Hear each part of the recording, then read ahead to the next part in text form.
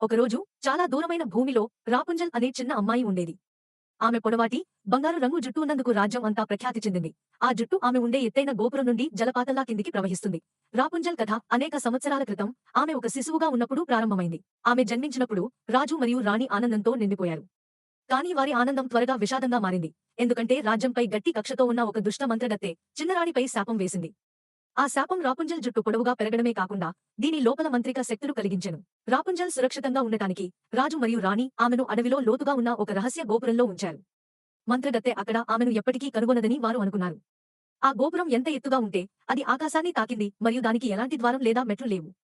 ఆ గోపురంలోకి ప్రవేశించే ఏకైక మార్గం అగ్రభాగంలో చిన్న కిటికీ ద్వారా మాత్రమే. సంవత్సరాలు గడిచే కొద్దీ రాపుంజల్ ఒక అందమైన యువతిగా ఎదిగింది. ఆమె తన రోజులను చదవడంలో, చిత్రలేఖనంలో మరియు అడవిలో ప్రతిధ్వనించే పాటలు పాడటంలో గడిపేది.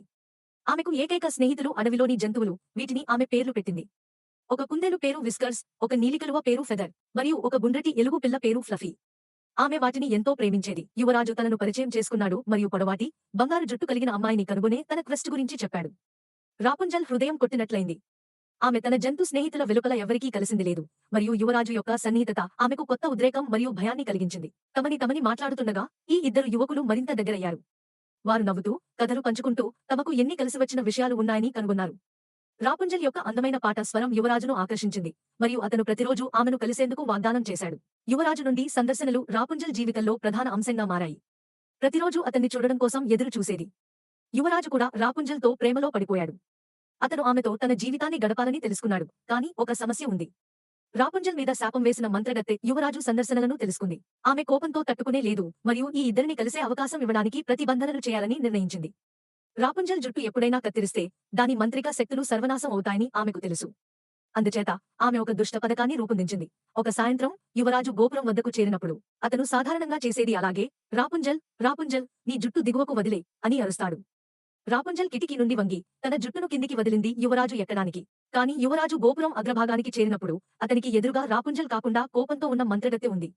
ఆమె చేతిలో కత్తిరింపు కత్తెర పట్టుకుని ఉంది మరియు యువరాజు స్పందించే ముందు ఆమె రాపుంజల్ యొక్క పొడవాటి, బంగారు జుట్టును కత్తిరించింది. రాపుంజల్ బాధతో మరియు నిరాశతో కేకలు వేసింది. మంత్రగత్తె యువరాజును గోపురం నుండి బహిష్కరించి అతన్ని రాపుంజల్ను వెనక్కి విడిచిపెట్టింది.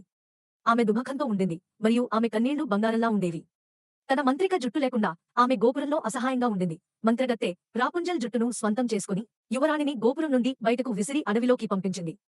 రాపుంజల్ ఒంటరిగా మరియు భయంతో ఉంది. బయట ప్రపంచంలో ఎలా బతకాలో తెలియని పరిస్థితిలో ఉంది. సంవత్సరాలు గడిచిపోయాయి మరియు రాపుంజల్ దేశమంతా తిరిగింది. ఇప్పుడు ఆమె అందమైన జుట్టు చిన్నదిగా మరియు సాధారణంగా మారింది. యువరాజు తన హృదయం దొంగిలించిన అతన్ని ఏమైందో తలుచుకుంటూ ఉంటుంది. అతన్ని మళ్లీ చూడాలని మరియు తాము పంచుకున్న ప్రేమను పునరుద్ధరించాలని ఆరాటపడేది. యువరాజు కోసం అతను రాపుంజల్ని వెతుక్కుంటూ రాజ్యమంతా తిరిగాడు. అతను ఎక్కడైనా వెతికాడు. ఆమెను మళ్లీ కనుగొనే ఆశను వదలకుండా ఉంచాడు. ఒకరోజు అదృష్టం అనుకుంటే యువరాజు మరియు రాపుంజల్ అడవిలో మార్గాలు దాటాయి. అతను ఆమెను వెంటనే గుర్తించాడు. ఆమె చిన్న జుట్టుతో ఉన్నప్పటికీ మరియు ఆమె తన హృదయాన్ని దొంగిలించిన యువరాజును తలుచుకుంది.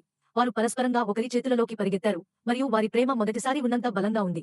యువరాజు రాపుంజల్ను చూసుకోవాలని మరియు ఆమెను జీవితాంతం సంతోషంగా ఉంచాలని వాగ్దానం చేశాడు. అందుకే ఈ ఇద్దరు సంతోషంగా జీవించారు.